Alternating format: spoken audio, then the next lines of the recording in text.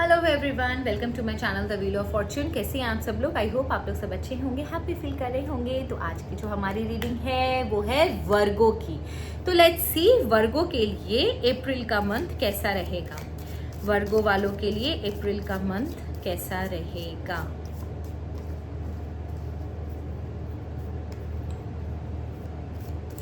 वर्गो जो राशि होती है ना, उनका एक मजेदार चीज होती है।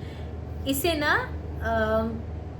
इन लोगों को बड़ा, ये बहुत ही ना पर्टिकुलर होते हैं चीज़ों को लेके। इन्हें ना हर चीज़ में मीन मेक निकालने की आदत होती है। ऐसा क्यों हुआ, तो ये क्यों हुआ, तो ये होना चाहिए था, आप लोग को ऐसे करना चाहिए था। मतलब बड़ा मज़ा आता है इन लोगों के साथ। ठीक है, तो देखते हैं कि वर्गो जो है उनके लिए ये अप्रैल का मंथ कैसा रहेगा।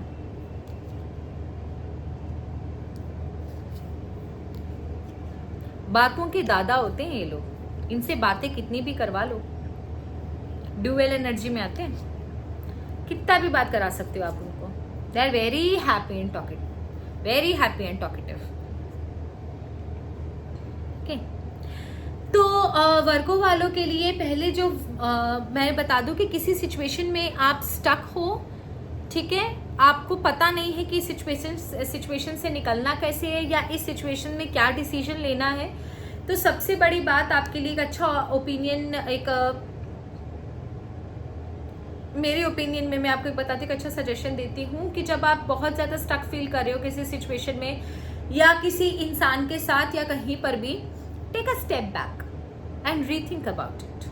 ठीक है, तो आपको डेफिनेटली वहां से आपको कोई ना कोई आंसर जरूर मिलेगा। ठीक है, आपके लाइफ में एक पॉज पीरियड आ गया। आप ना आगे बढ़ रहे हो ना पीछे हट रहे हो, आप एक जगह पर खम्भे की तरह अटक गए हो।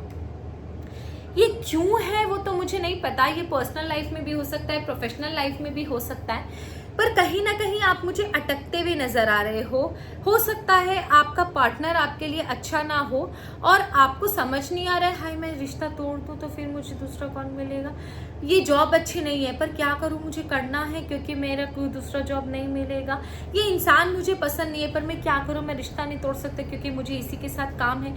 तो कहीं ना आप चीज़ों में, आपके लाइफ में एक मुझे पॉज नजर आ रहा है।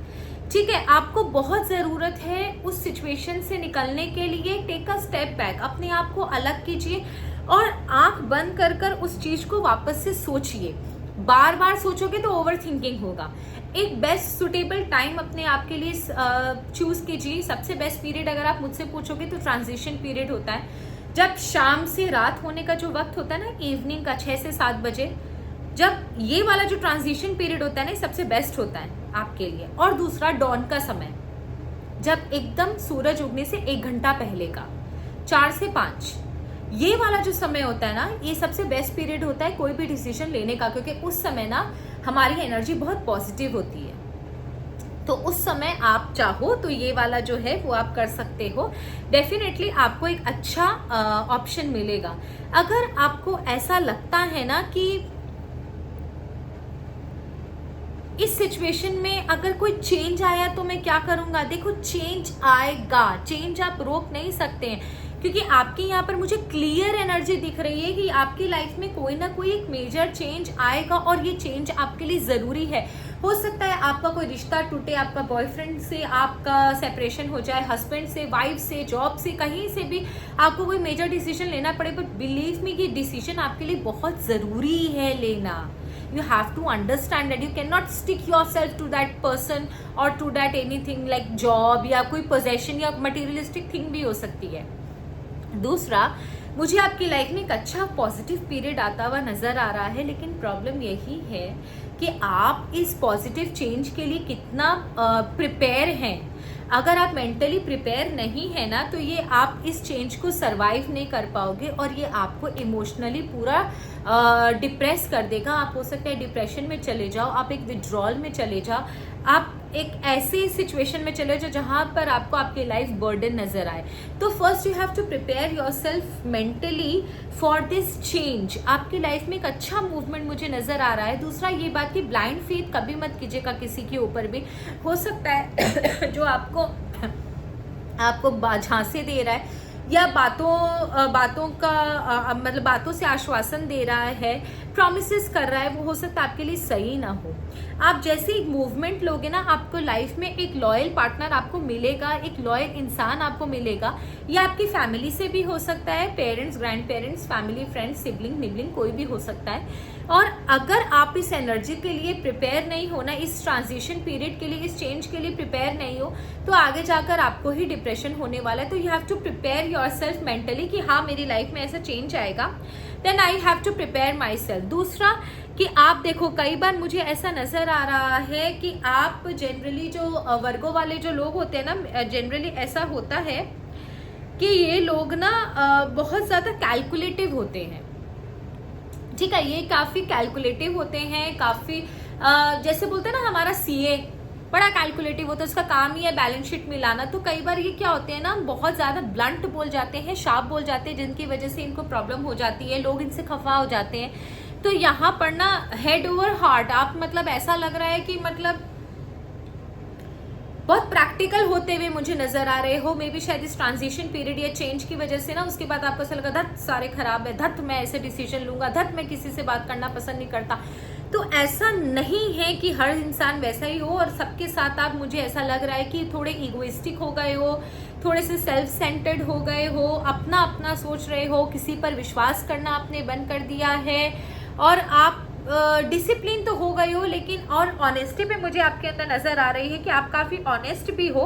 But the problem is that कि थोड़ा सा ब्लंट मत बोलना, ना आपके लिए खराब हो जाएगा।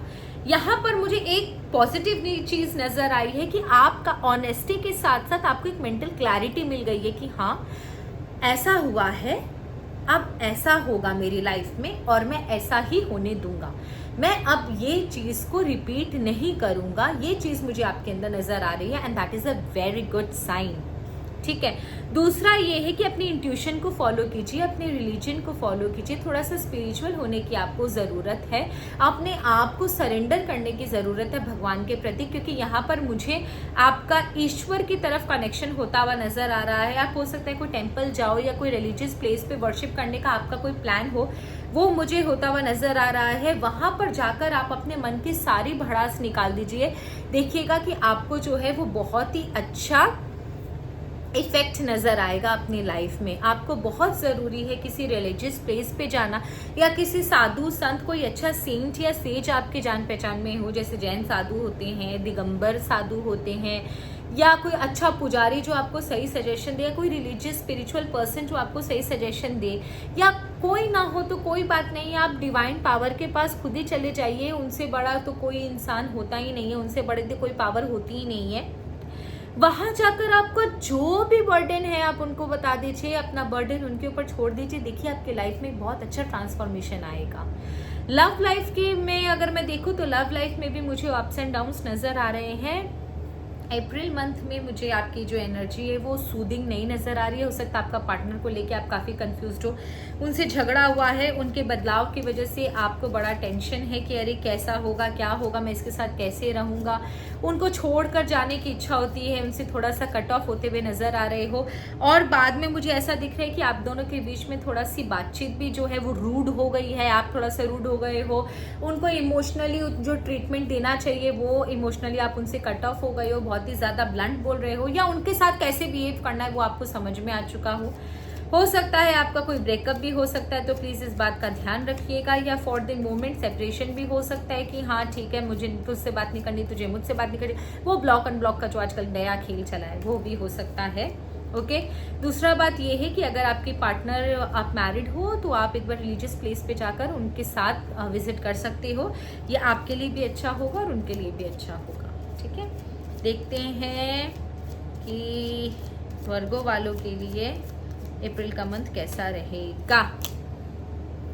देखिए फिर से वही आया है मेंटल क्लैरिटी। आपका फर्स्ट कार्ड आया था हैंगमैन का, जहां पर आपको मैं दिखाती हूँ कैसे निकालते हैं कार्ड, मतलब इतने sweet, they are so sweet. यहाँ पर देखिए एनलाइटमेंट आपको नजर आ रहा है ना इस इंसान में, यहाँ पर ये देखिए।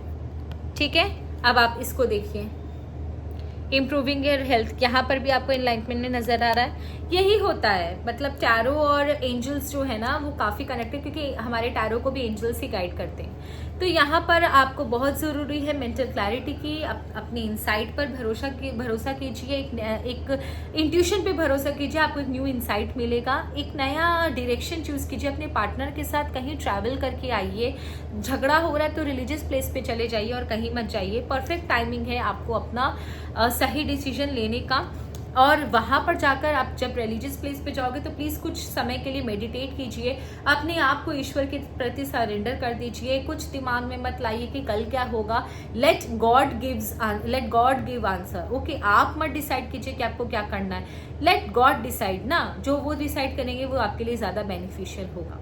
Okay, so that's all for Virgo. I hope आपको रीडिंग अच्छी लगी होगी, और जनरली 80% तो रेजोनेट कर ही जाती है। जो भी पार्ट आपसे रेजोनेट करे प्लीज़ मुझे कमेंट सेक्शन में ज़रूर बताइएगा। Thank you, have a nice day.